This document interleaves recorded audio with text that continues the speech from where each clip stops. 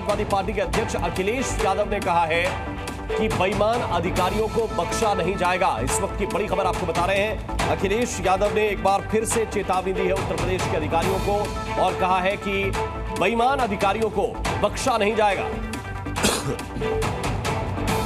उत्तर प्रदेश में जगह जगह से अलग अलग बूथ से खबरें सामने आ रही है, जैसे कि हमारी सहयोगी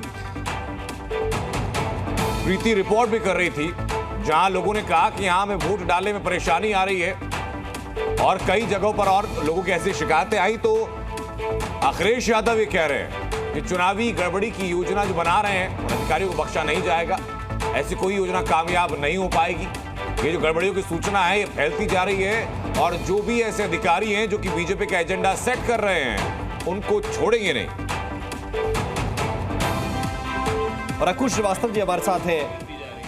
अकुश श्रीवास्तव जी, चेतावनी अभी दी जा रही है। ये चेतावनी है, धमकी है, क्या है ये? नहीं, अभी तो धमकी मानी जाएगी और उस धमकी के दबाव में कितने अधिकारी आते नहीं आते ये देखना होगा। लेकिन अभी ये महत्वपूर्ण बात ये है कि 2-2.5 घंटे से जो वीडियो चल रहे हैं वो लगभग एक ही सेंटर के चल रहे हैं, मतलब एक तरीके के सेंटर के चल रहे हैं। तो ये देखना होगा कि क्या एक ही हर कॉन्स्टिट्यूंसी में या 3-4 कॉन्स्टिट्यूंसी जहाँ का दिखाया जा रहा है एक ही बूथ पर ये इस तरीके की घटनाएं हो रही हैं या ये बढ़ भी रही हैं।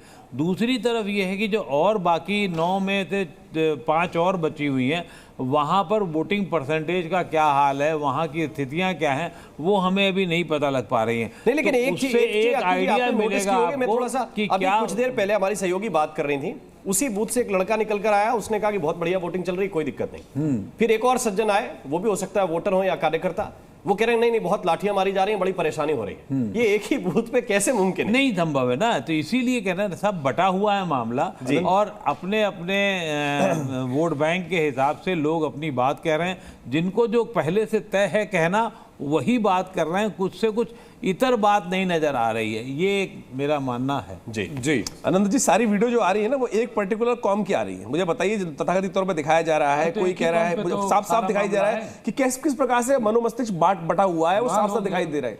तो ये सबसे बड़ी बात मुझे बताइए ना, कहाँ दिक्कत आ रही है? सारे से मुझे बताओ, स्पेशल स्टेटस कागज क्यों नहीं दिखा रहे भाई? अगर पुलिस वाले को अधिकार ही नहीं है, आप समझे मौलाना साहब खड़े हुए कह रहे हैं कि कैसे मांग लिया मेरा आईडी। सोचे क्या स्थिति है, स्पेशल स्टेटस कब तक रहेगा भाई?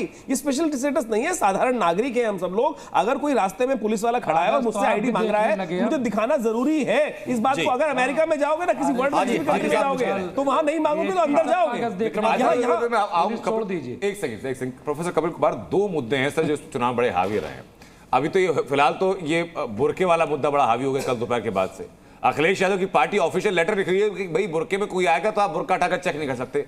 क्यों नहीं कर सकते? लेकिन देखिए, अखिलेश की पार्टी की और ये कुछ पार्टियां जो कि पूरी सामंतवादी नीतियों पे चलती हैं, ये कोई नई बात नहीं।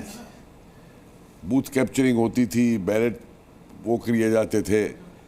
अब ये ना हो, मैं तो ऐसे ऐसे चुनाव देखे हैं जब नकली वोटें डलवाई जाती थी। हम लोग बच्चे छोटे होते थे उस समय, बताऊँ आपको, तो हम पकड़ते थे कि ये औरत पहले पीली साड़ी पहन के गई थी, अब ये पहन के जा रही है। अब ये नकली वोट और इंक जो है वो रिमूव हो जाती थी, वो माचिस की तीली रखी रहती थी, माचिस की तीली का मसाला हाथ में।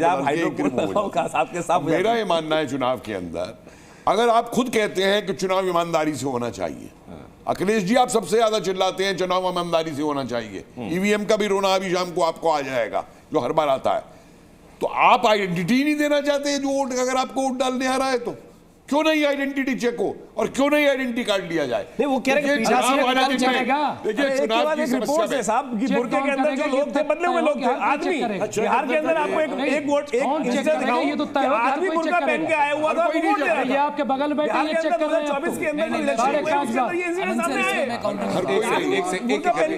अनुभवी लोग बैठे हुए हैं। मैं एक बात सवाल और, एक मिनट सुनिए आप हमारी, कि पहले तो आप ये समझना पड़ेगा मताधिकार है क्या। ये एक फंडामेंटल हमारा राइट है, ठीक है, और ये लोकतंत्र की नींव है, ठीक है। इस नींव को हिलाने का लठ तंत्र से कतई भी बर्दाश्त नहीं किया जाएगा। आप ये ऐसा एंगल सेट कर रहे हैं हिंदू मुस्लिम का, जो अन्य प्रदेशों के चुनाव पे प्रभाव डाले और उत्तर प्रदेश के विधानसभा पे चुनाव डाले। आप लेफ्ट तंत्र से लोकतंत्र नहीं चला सकते। जिस तरीके की सीन आप देख रहे हैं, जिस तरह की रिपोर्टिंग आप आ रही है, किसके लिए कह रहे हैं? उससे लगता है कि बीजेपी जो है, बीजेपी लेफ्ट तंत्र के आधार पर इन सीटों को कर रही है। बिल्कुल बिल्कुल मतलब बिल्कुल वोटर की बीजेपी। आईडी नहीं आप जाएगी, देखिए इसका मतलब पहले तो नहीं है। आपको समझना पड़ेगा कि आप बहुत आइडेंटिटी अच्छी देख तरह कौन का बही सकता हमने, है। बहुत आप ये अच्छी तरह का बही हमने। आप अनुभवी आदमी है, पहले आप छुपा ये करके देखिए आप वोट नहीं डलवा सकते। चुनाव आयोग ये कौन की सा लोकतंत्र है चुनाव बताइए आयोग की मुझे। गाइडलाइन में चेकिंग हर जगह होती है, एयरपोर्ट पे भी होती है, हर जगह होती है। फोटो खिंचवाते हैं तब तो आपको आईडी चेक करने के लिए फोटो भी तो कैमरा मैन से आपको पहले ये देखना पड़ेगा आईडी कौन चेक करेगा। अरे जब फोटो आपकी आईडी चेक कौन करेगा? चुनाव आयोग की गाइडलाइन में आप दिखाइए हमें। आप इतने महत्वपूर्ण चैनल पे आप आई कार्ड पे फोटो लगाते क्यों है? प्रदेश क्या बात करते हैं? आप ZTV में आप कैसे आईडी दिखाएंगे? आईडी आप जैसे लोग